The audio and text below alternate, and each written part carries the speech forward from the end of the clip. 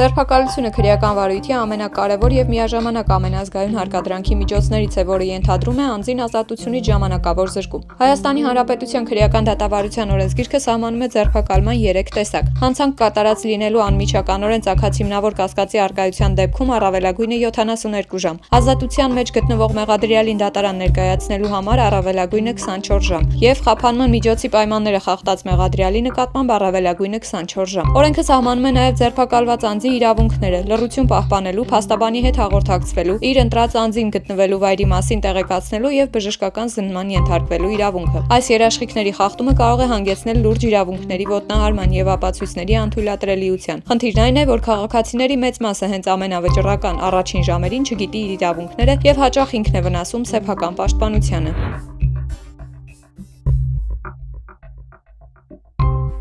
Դե խոստովանիր, եթե հիմա զանգահար են ոստիկանությունից կամ քննչական մարմնից եւ ներկայանան, ասեն դուք պետք է ներկայանաք բաժին, կգնաք, չէ՞։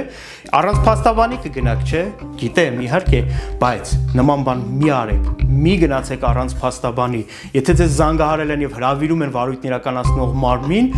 եթե ձեզ հարմար չէ, ուրեմն պահանջեք, որպեսզի գրավոր ծանոթագիր ուղարկեն, որպեսզի կարողանաք պայմանավորվել ձեր փաստաբանի հետ, օրն ու ժամը համապատասխանեցնել եւ համաձայնեցնեք եւ նոր միայն այցելեք վարույթն իրականացնող մարմնին։ Այ որ ասում են դե մի քանի րոպեի հարց է, բարդ բան չկա, պետք չի զուր փաստաբանի ծանրաբեռնել, մի քանի փաստաթուղթ ընդհանրապես ստորագրեք, գնաք, նման բան չկա, դրանք հետագայում մեծ խնդիրների առջև ձեզ կարող են կանգնեցնել։ Դրա համար միշտ պահանջեք թող ձեզ ծանոթագիր ուղարկեն, որպեսզի իմանաք ինչ վարույթի շրջանակներում եք գնում եւ ինչ կարգավիճակով եւ երբեք միայնակ մի գնացեք վարույթն իրականացնող մարմին։ Ամենատարածված սխալները, որ անում են ձերբակալման ժամանակ, դա որ միանգամից սկսում են ինչ-որ բաներ խոսել, օրինակ արդարանում են կամ որոշում են բացատրություն տալ առանց փաստաբանի ներկայությամբ։ Ինչ եմ խորհուրդ տալիս, անել ընդհանրապես մեկ բան՝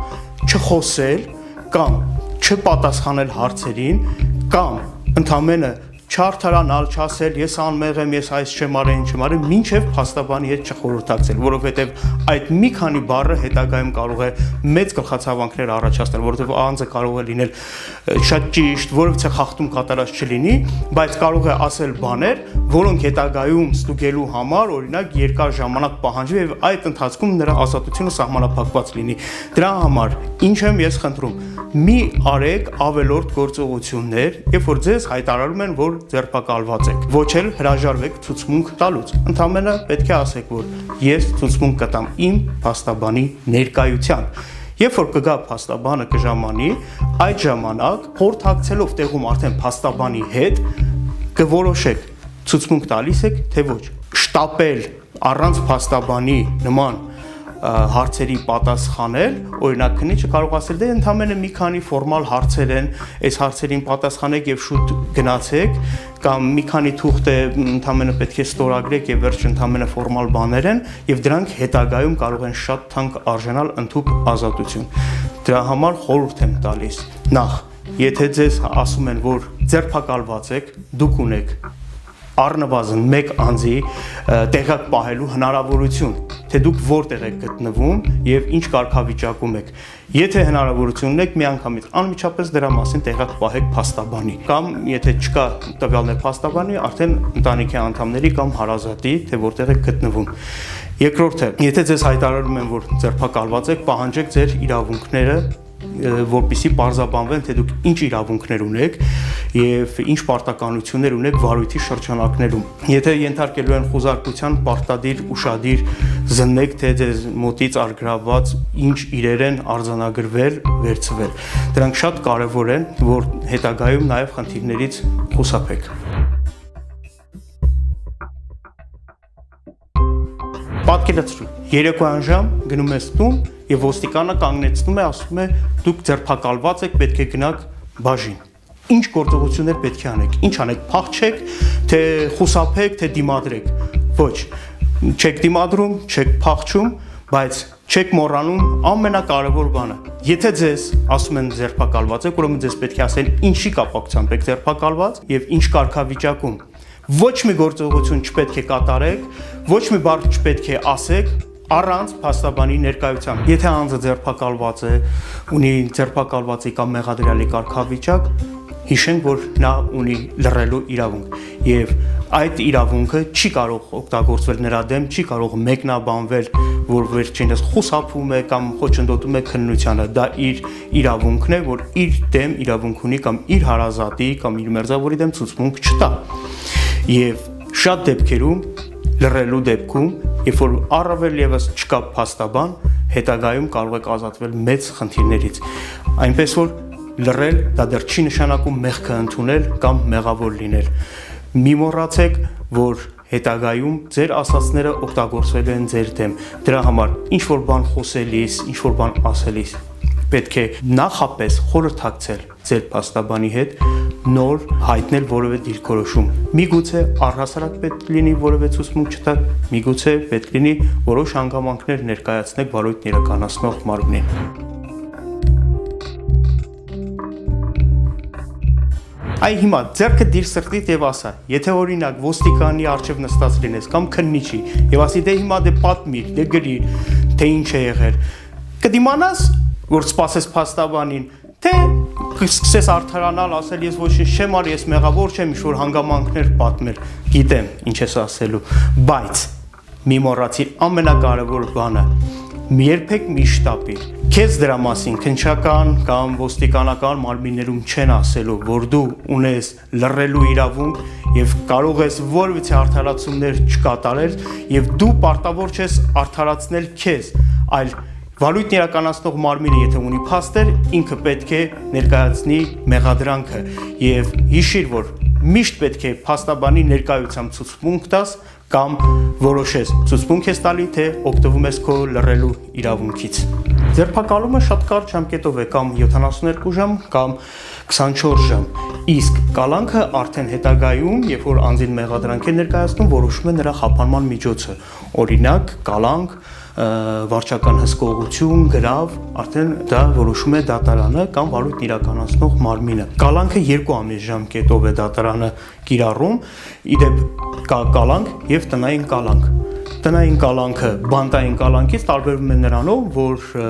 տանն է անձը անցկացնում իր ազատության սահմանափակումները, կարող է նրա վրա կիրառվել տարբեր սահմանափակումներ, օրինակ նրան արգելվի հեռախոսազանգերից օգտվել, նամակագրությունից, այլ անձանց հետ տեսակցելուց, ըստ էության նույն կալանքն է, ուղղակի ոչ թե բանտային պայմաններում, այլ տնային պայմաններում։ Եվ կա նաև այլ ընտրանքային խափանման միջոցներ, ինչպիսիք է օրինակ վարչական հսկողությունը կամ օրինակ գրավը, որը կարող է համակցվել այդ խափանման միջոցների հետ։ Եվ այս դեպքում թե տնային կալանքի, թե վարչական հսկողության դեպքում հատուկ էլեկտրոնային սարքեր են կիրառվում, որ շատ ավելի հայտնի այդ բրասլետներն են կիրառվում, որպեսզի հսկվի նրանց տեղաշարժը։ Իսկ գրավ խափանման միջոցը ընդհանրապես երաշխիք է, որ անձը չի խոչընդոտելու գործի քննությանը, չի փախնելու, բայց տարածված թյուր կարծիք կա հասարակության մեջ, որ օրինակ ասում են դատարանը կիրառեց գրավ եւ մտածում են, որ անձը արդարացվեց կամ այլևս պատասխանատվություն կամ պատիժ չի լինում։ Ոչ, այդպես չէ։ Շատ դեպքեր են լինում, երբ որ անձի նկատմամբ կիրառվում է այլընտրանքային խափանման միջոց, տևում է դատավարությունը օրինակ 1 տարի, 2 տարի եւ անձը հետագայում պետք է ռեալ պատիժ կրի ազատազրկման ձևով բանտում եւ գրավը կամ վարչական հսկողություն կիրառված լինելը որևէ խոչընդոտ չէ եւ որևէ ձև անձին չի արդարացնում, այսինքն պետք է չշփոթենք խափանման միջոցը պատժի հետ, գրավը, վարչական հսկողությունը կամ տնային կալանքը դրանք ընդհանրապես խափանման միջոցներ են, այլ ոչ թե պատիժ։ Պատկերացրու, հարազատի ձերբակալել են, հեռախոսը զանգում է, մի կողմից ասում են կալանավորվելու է, մյուս կողմից ասում են գրավ կկիրառվի, չգիտես ինչ անես, չգիտեն հարազատները ինչ անեն։ Նախ, ամենակարևորը նման դեպքերում խուճապի չեք մատնվում, չեք զանգահարում այն անձանց, որոնք օրինակ հարցեր են լուծում, այլ զանգահարում եք կոնկրետ փաստաբանին, որը կարող է այցելել վարույթն իրականացնող մարմնում այդ անձին եւ իրականացնել նրա շահերի պաշտպանությունը։ Տարբեր անձանց միջամտել, խուճապի մատնվելը երբեք չի օգնում գործին, այլ պետք է հանգիստ պրոֆեսիոնալներին վստահել այդ հարցը, որը հետագայում կազատի մեծ գլխացավանքներից։ Շատ հաճախ լինում են իրավիճակները, անձը ձերբակալվում է, բայց դա ֆորմալ չի էլ ձևակերպվում։ Անձը կարող է ժամեր շարունակ գտնվել վարույթն իրականացնող մարմնում կամ ոստիկանությունում եւ այդ փաստը չարձանագրվի եւ հետագայում նրա ձերբակալման ժամերը չհաշվարկվեն հենց այն պահից, երբ որ վերջինս փաստացի զրկվել է ազատությունից։ Շատ կարևոր է, երբ որ ձեզ ձերբակալում են, ապա այդ դեպքում պետք է պահանջեք, որպեսզի դա արձանագրվի, թե ձեր մոտից ինչ է հայտնաբերվել եւ այն րոպեն եւ ժամը ֆիքսվի, որ պահից սահմանափակվել է ձեր ազատությունը։ Իսկ ինչ վերաբերվում է ֆորմալ զրույցներին, ոչ ֆորմալ զրույցներին, նման կարգեր չկան քրեական դատավարության ընթացքում, կա ցուցմունք կամ բացատրություն, անձը կամ տալիս է այն կամ հրաժարվում է եւ ասել, որ օրինակ մի քանի թուղթ է ստորագրի կամ կգնաս, նման դատավարական կարգեր չկան եւ պետք է իմանալ, որ դուք ունեք իրավունք լռելու եւ պահանջելու, որպեսզի այդ պահին ներկա լինի ձեր փաստաբանը։